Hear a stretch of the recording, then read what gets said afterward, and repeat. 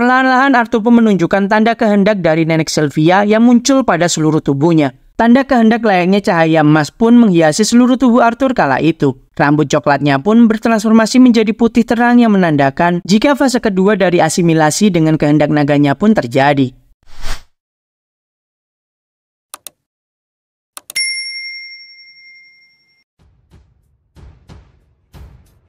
Semua anggota party Note nampak mengikuti dirinya memasuki ruangan aneh tersebut. Rerumputan hijau dan juga udara terasa sangat segar di tempat itu. Tentu Note merasa ada yang janggal pada tempat tersebut. Bahkan tak ada satupun pilar penopang untuk menahan langit-langit yang ada di sana. Yang padahal sebenarnya mereka saat ini telah memasuki goa yang sangat gelap seharusnya. Tak hanya Note yang merasakan keanehan, namun mereka semua memilih untuk beristirahat sejenak di tempat tersebut. Namun tak tahu mengapa, beberapa dari mereka pun merasakan kantuk yang berlebihan pada dirinya. Kriol pun menyampaikan hal tersebut pada Note kala itu. Note yang tak ingin masuk dalam jebakan memutuskan untuk terus lanjut dan tak berhenti. Lalu dia juga menyampaikan pada seluruh anggota yang saat ini sedang dia ketuai jika ada yang salah pada tempat tersebut, dan Note pun merasakan hal itu saat ini. Maka dia meminta untuk semua orang supaya mempertahankan kewaspadaan dan juga pertahanannya masing-masing. Sempat meragukan keputusan dari Note, Kriol pun merasa jika sepertinya tak ada yang aneh pada tempat tersebut, karena tempat itu hanyalah berhiaskan rerumputan hijau dan pohon-pohon saja. Dalam hati Note, dia benar-benar merasakan perasaan yang tidak enak saat ini, karena dirinya merasa selalu khawatir akan suatu hal yang tak dapat dia jelaskan sekarang. Seakan-akan Note telah melewatkan sesuatu, tapi dia tak tahu hal apa yang sudah dia lewatkan. Jasmine di sini menatap Note dengan penuh kepercayaan, namun tiba-tiba muncullah sebuah siluet bayangan yang ada di depannya. Dan bayangan tersebut sempat membuat Jasmine begitu panik dan ketakutan. Tapi di sini Jasmine pun segera tersadar dari lamunannya tersebut. Setelah itu malah sekarang Kriola yang terlihat sedang berhalusinasi. Dia seperti sedang melihat sosok wanita bernama Clara hingga menurunkan seluruh kewaspadaannya saat ini. Reginald yang melihat temannya menjadi aneh tentu mengkhawatirkannya. Namun di sini Kriol tanpa pikir panjang berlari mengejar bayangan yang muncul di pandangan matanya. Note yang melihat Kriol sedang tak stabil mentalnya merasa sangat khawatir. Namun saat dirinya akan mengejar Kriol karena dirasa Kriol akan mendapatkan sebuah masalah nantinya, tangan Arthur pun dengan cepat dicegah oleh Jasmine. Lalu Jasmine mengatakan jika menurut asumsinya kabut yang ada di sekitar mereka seperti menciptakan sebuah ilusi. Akhirnya Note pun mendapatkan jawaban atas perasaan yang begitu membuatnya gelisah sedari awal memasuki tempat tersebut. Note pun mengatakan kepada semua anggota party jika semua diharuskan selalu tetap waspada, karena sepertinya kabut yang ada di tempat tersebut sedang memainkan perannya untuk mempermainkan seluruh indera yang mereka miliki. Note di sini meminta Samantha untuk merapalkan sebuah mantra pelindung saat itu juga. Dengan barrier air yang sudah Samantha ciptakan, maka hal itu membuat seluruh anggota party pun akhirnya terhindar dari kabut ilusi tersebut. Samantha yang penasaran bertanya pada Reginald dan juga Bart di sana tentang siapakah itu Clara dan mengapa Kriol seperti begitu peduli pada wanita tersebut. Dan fakta mengejutkan pun didapatkan jika Clara adalah tunangan dari Kriol dan tak mungkin bagi Clara untuk saat ini jika masih hidup, karena Clara sudah mati saat masuk ke dalam dungeon sebelumnya. Bart di sini membenarkan hal tersebut karena mereka melihatnya sendiri dengan mata kepala mereka saat Clara tewas, dan bahkan mereka juga sudah mengkremasi serta juga membakar abu Clara sendiri. Reginald pun di sini bertekad untuk segera menemukan Kriol sebelum sesuatu yang buruk akan terjadi. Lucas mulai kembali mengeluhkan keadaan karena semua perjalanan mereka kali ini tak berjalan sesuai rencana. Dia menanyakan pada Reginald dan juga Bart apakah memang benar jika mereka itu adalah seorang petualang yang veteran. Bart, Reginald dan juga Jasmine pun saat ini tak dapat berkata apa-apa. Melihat Jasmine yang sepertinya sedang tak baik-baik saja, membuat Note pun ingin mengetahui keadaan Jasmine saat ini. Jasmine pun meminta maaf pada Note karena saat ini mentalnya sedikit terguncang. Note menanyakan hal apa yang sampai membuat Jasmine terguncang seperti itu. Apa ada sesuatu yang telah Jasmine lihat dalam ilusi tersebut? Jasmine menyampaikan jika bukan sesuatu yang muncul, karena lebih tepatnya seseoranglah yang telah muncul dalam ilusi tersebut. Sosok itu adalah ayah Jasmine yang sepertinya sedang mengulurkan tangannya pada Jasmine dan juga tersenyum.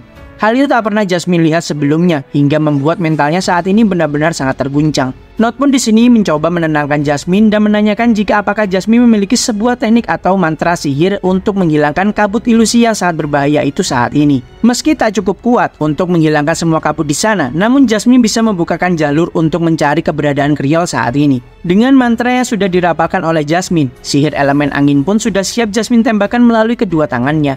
Note dengan cepat meminta Samantha membuka barrier pelindung mereka sebentar. Lalu Jasmine pun terlihat memusatkan sihir elemen angin yang ada di kedua tangannya menjadi satu arah. Hembusan angin yang begitu kuat pun membelah kabut yang memenuhi area sekitar. Jalan pun akhirnya terbuka saat itu berkat sihir angin milik Jasmine. Tapi hal yang sangat mengejutkan pun disaksikan oleh semua orang yang ada di tempat tersebut. Karena jalan yang awalnya mereka kira akan bisa ditemukan setelah melakukan berbagai upaya tersebut, ternyata di depan mereka saat ini nampak sebuah dinding tanaman berduri yang menghalangi pandangan mereka semua. Seketika hal itu membuat Note berpikir sangat keras, karena bagaimana bisa mereka semua tak menyadari dengan adanya tanaman rambat sebegitu banyaknya di dalam kabut. Ditambah lagi tanaman tersebut tak terpengaruh sedikit pun oleh mantra elemen sihir yang kuat dari Jasmine. Note pun memberikan panggung untuk Lucas supaya dirinya bisa membuktikan seluruh kemampuan pengendalian elemen apinya di sana. Dengan sangat semangat, Lucas pun tanpa banyak bicara lagi segera mengeluarkan mantra sihir elemen apinya untuk membakar seluruh tanaman rambat berduri tersebut. Awalnya mereka beranggapan jika mantra kuat milik Lucas akan berhasil untuk membumi hanguskan seluruh tanaman rambat tersebut. Namun nasib berkata lain, karena bahkan sihir kuat milik Lucas pun tak dapat membakar seluruh tanaman tersebut. Note pun di sini memutar otaknya sesegera mungkin. Lalu dia pun meminta Reginald untuk melindungi para conjurer saat akan melancarkan mantra susulan yang lebih kuat lagi. Reginald yang mengerti pun langsung menuruti perintah bocah kecil yang ada di depannya sekarang. Dengan pedang yang sudah diselimuti mantra sihir elemen api, Note pun meminta Jasmine dan juga Bart untuk mengikutinya dan menyerang tanaman rambat berduri itu bersama-sama. Jalan satu-satunya untuk pergi dari tempat itu adalah membasmi seluruh tanaman rambat tersebut bersama-sama. Tanaman rambat berduri itu tak hanya diam saja, mereka juga berusaha menyerang Note, Jasmine dan juga Bart di sana. Dengan cepat, Note pun meminta Jasmine dan juga Bart menyerang secara bersamaan supaya memberikan dampak yang lebih besar pada tanaman rambat tersebut. Tebasan dagger berselimutkan mana elemen angin milik Jasmine dan juga pedang berselimutkan mana elemen api milik Bart menyerang tanaman rambat tersebut secara bersamaan hingga membuat beberapa tanaman itu terpotong setelah merasakan ketajaman senjata mereka. Note pun juga tak mau kalah. Dia pun menebas seluruh tanaman rambat yang mulai memberikan perlawanan terhadapnya. Tapi Note menyadari akan suatu hal, jika tumbuhan yang dia tebas berkali-kali itu tak kunjung terbakar.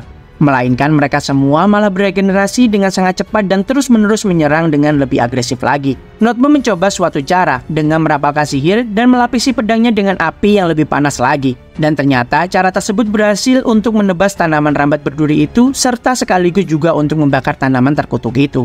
Dengan lantang Note pun memberikan aba-aba pada Bart untuk menggunakan teknik yang sama dengan yang digunakan olehnya. Karena teknik yang dia gunakan saat ini berhasil untuk membakar tanaman-tanaman tersebut. Namun Note pun sangat terkejut setelah melihat keadaan Bart saat ini. Nampak Bart menebas seluruh tanaman dengan membabi buta serta tanpa strategi. Note tentu keheranan saat melihat Bart seperti sedang kehilangan ketenangan serta akal sehatnya sekarang. Lalu Note pun melihat keadaan Jasmine yang sepertinya memang tak perlu bantuan dari dirinya. Maka Note pun memutuskan jika dia saat ini perlu membantu Bart terlebih dahulu, mengingat keadaan mental Bart saat ini tak stabil seperti sebelumnya. Dan benar saja, intuisi dari Note saat ini. Bart mulai kesulitan saat menghadapi tanaman rambat tersebut.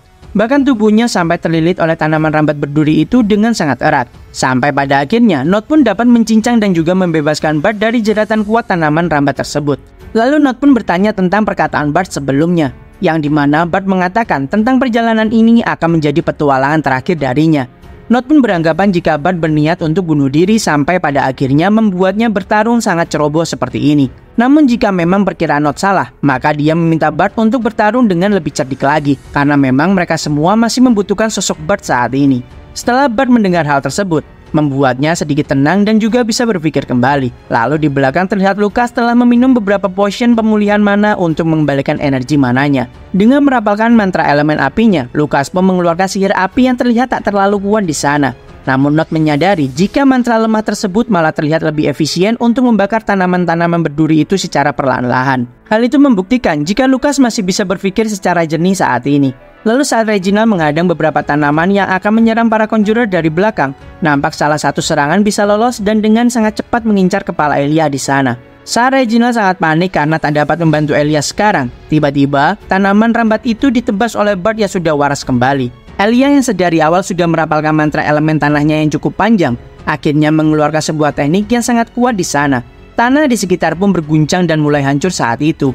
Dengan tanah yang sudah hancur ditambah dengan cairan api yang membakar tumbuhan rambat itu secara perlahan-lahan, seharusnya hal itu dapat membuat tanaman rambat berduri itu kesulitan untuk beregenerasi, pikir Note dalam hatinya. Namun tak berhenti di sana saja, karena Samantha pun juga ikut membantu dengan merapalkan sebuah mantra sihir.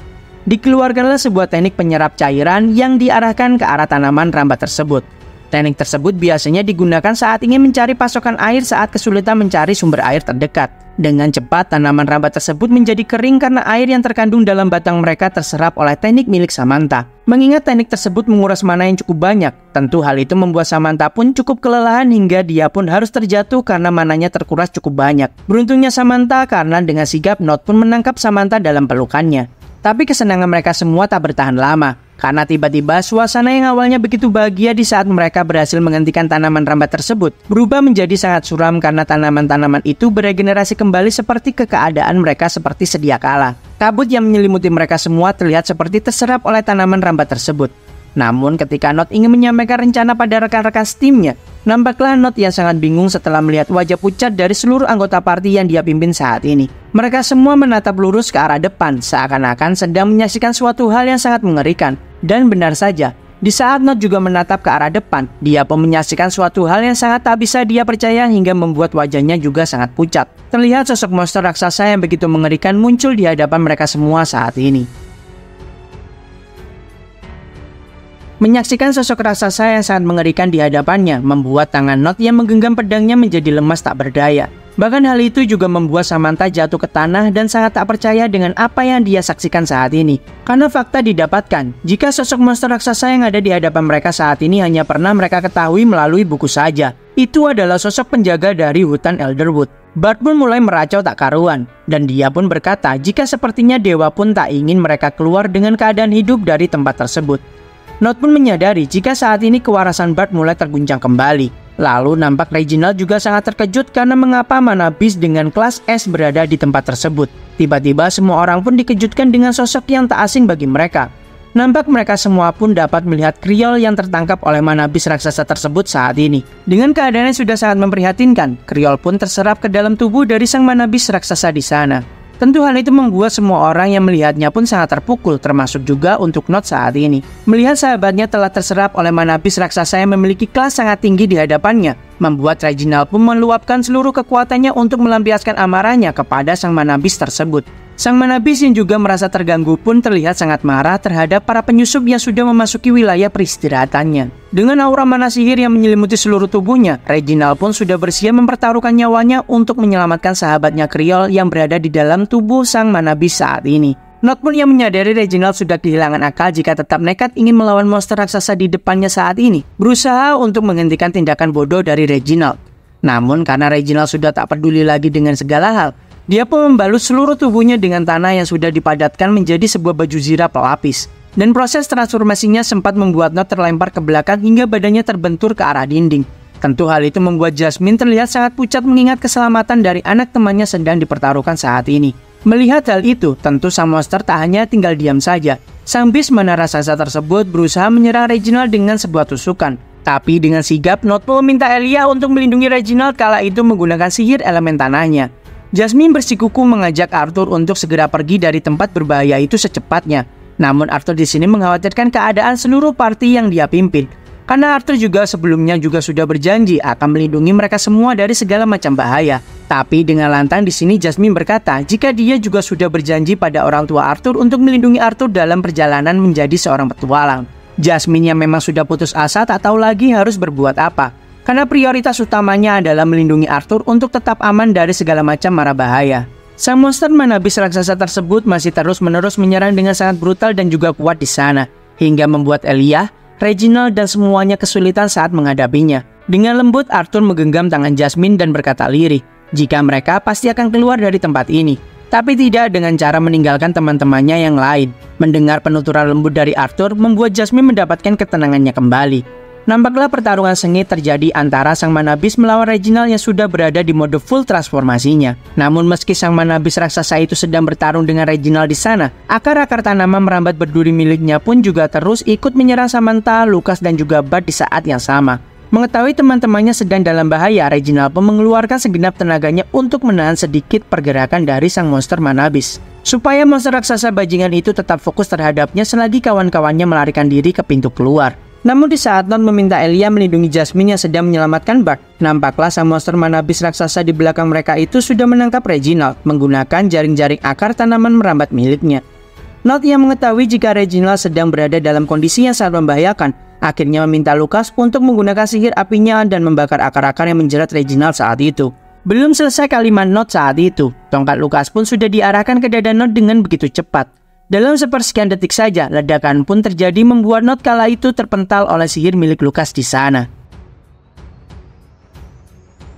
Dari sudut pandang milik Lucas Wakes, dia merasa sangat menyedihkan, karena saat ini dirinya benar-benar tak berdaya dan harus terpontang-panting saat ingin menyelamatkan diri. Secara dirinya adalah seorang Lucas Wakes dari keluarga Wakes yang sangat agung. Dia pun tak mau dianggap menjadi seorang beban di kemudian hari. Dan bagi dirinya sebagai keluarga Wakes yang sudah berjasa begitu besar bagi kerajaan Sapin saat perang melawan kerajaan Illinois di perang sebelumnya, membuatnya berpikir jika dia memiliki hak untuk bertahan hidup dan melanjutkan garis keturunannya sebagai keluarga Wakes ke depannya. Tak peduli dengan cara apapun, Lucas pun berpikir jika dia harus menyelamatkan diri dari tempat terkutuk tersebut. Maka dari itu, Lucas pun berniat membuat semua orang yang ada di sana menjadi tumbal untuk mengulur waktu sang manabis raksasa legendaris itu.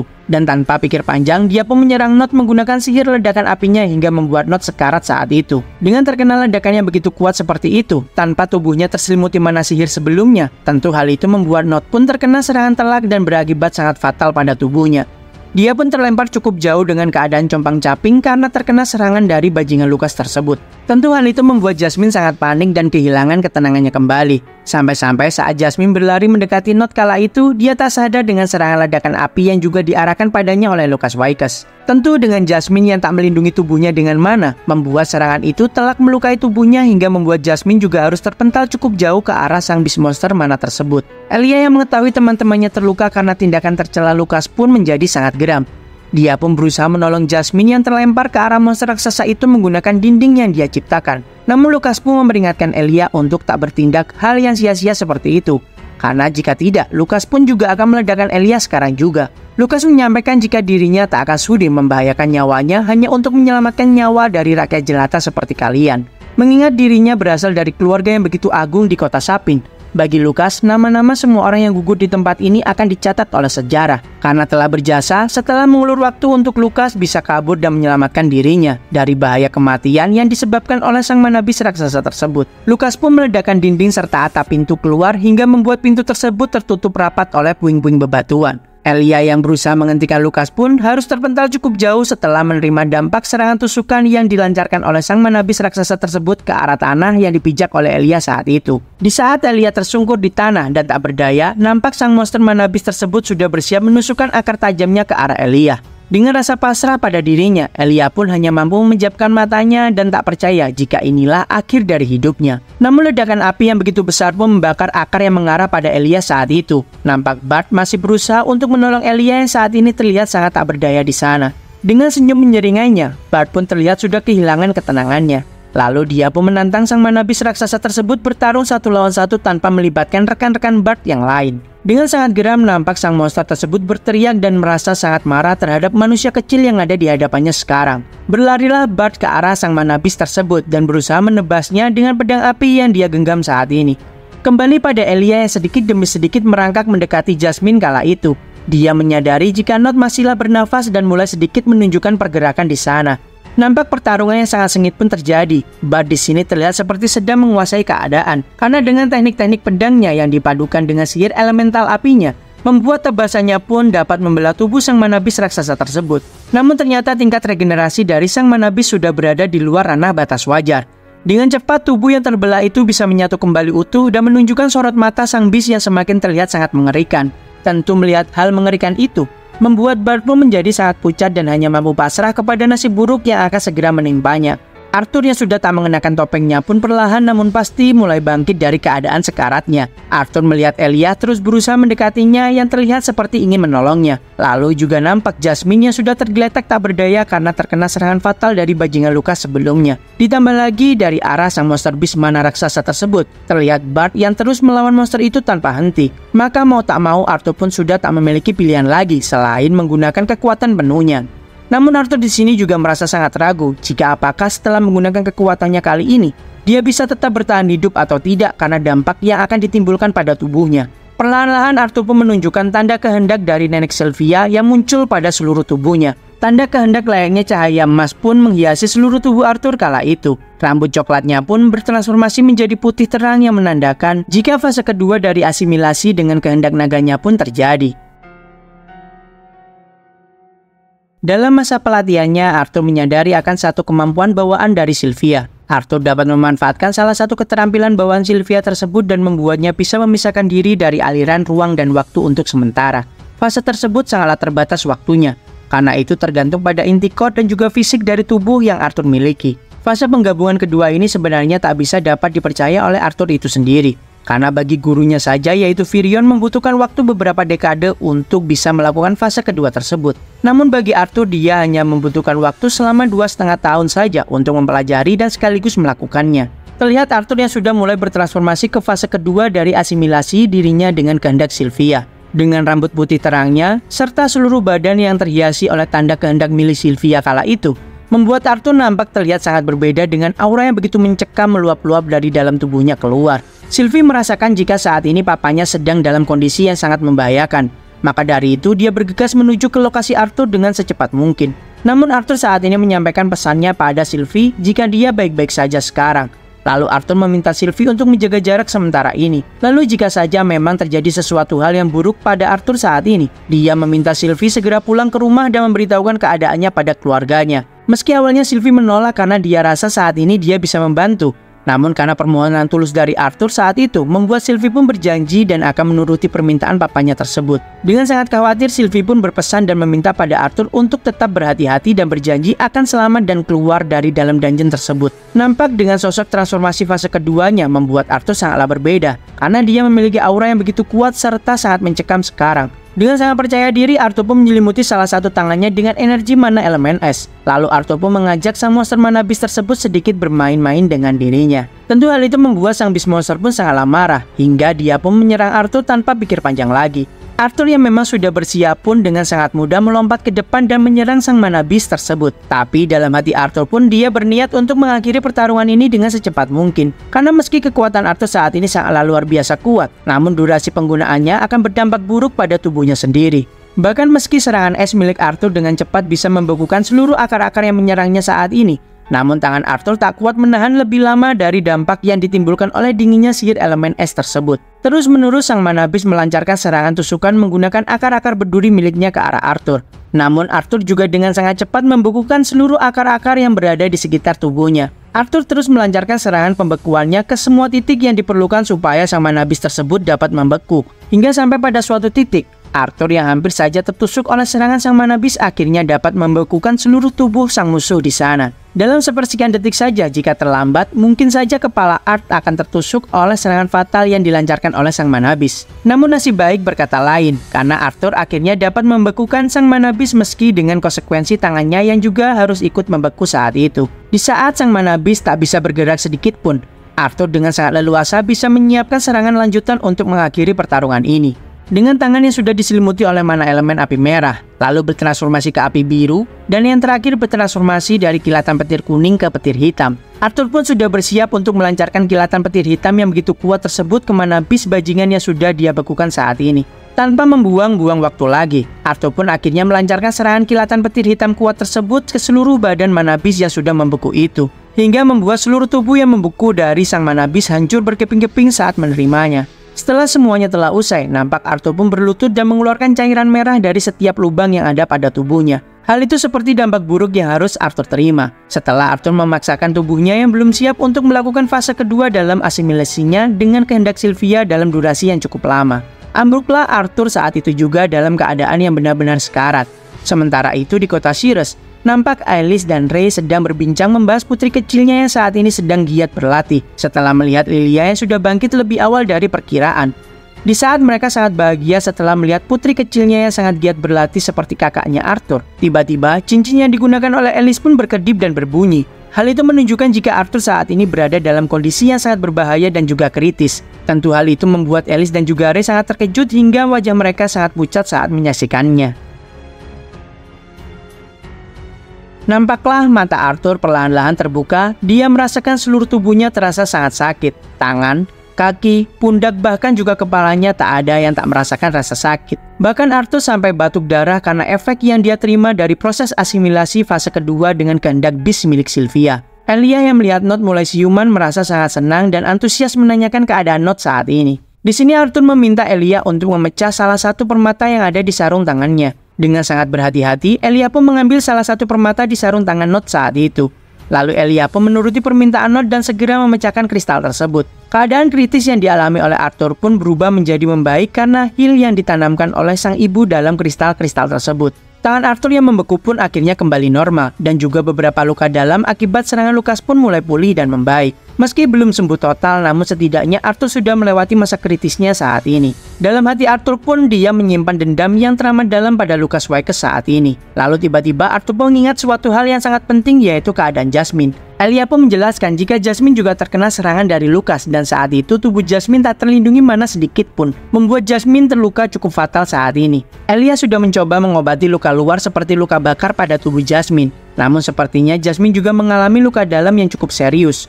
Dengan lirih, Arthur pun berkata pada Elia untuk membawa permata yang tersisa pada sarung tangan Arthur lalu memberikan efek heal tersebut pada Jasmine. Elia pun kembali menuruti permintaan Arthur saat itu.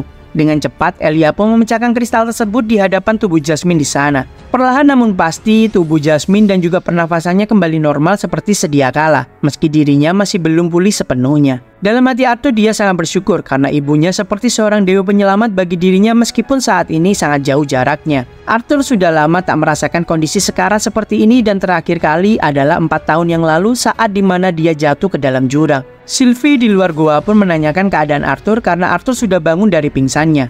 Arthur berkata jika dia saat ini baik-baik saja dan menanyakan balik posisi Sylvie saat ini. Sylvie pun menyampaikan jika dia menuruti perintah Arthur untuk menjaga jarak sementara waktu ini. Arthur pun berkata jika mereka sudah lepas dari bahaya, maka dari itu Sylvie bisa kembali melanjutkan latihannya kembali. Namun di sini Sylvie menolak hal tersebut karena hal itu sudah tak penting lagi bagi dirinya. Meskipun sebenarnya Arthur di sini bisa tahu melalui hubungan ikatan mereka jika hal tersebut tetaplah penting bagi perkembangan Sylvie saat ini. Arthur pun memaksa Sylvie untuk terus melanjutkan latihannya dan meyakinkan Sylvie jika mereka hanya butuh istirahat beberapa jam saja. Setelah usai beristirahat, Arthur pun berjanji akan segera keluar dan pulang bersama Sylvie. Elia menanyakan kembali keadaan Nott saat ini, jika apakah memang benar Nott saat ini sudah baikan atau hanya berpura-pura baikan saja. Namun Arthur berkata jika dia sudah benar-benar pulih dan hanya butuh istirahat beberapa jam saja. Lalu dengan lirih Elia pun menyampaikan apa yang dia pikirkan saat ini. Jika Elia sungguh tak menyangka sosok legenda bertopeng yang pernah tes bersamanya ternyata memiliki umur yang tak jauh berbeda dengan dirinya.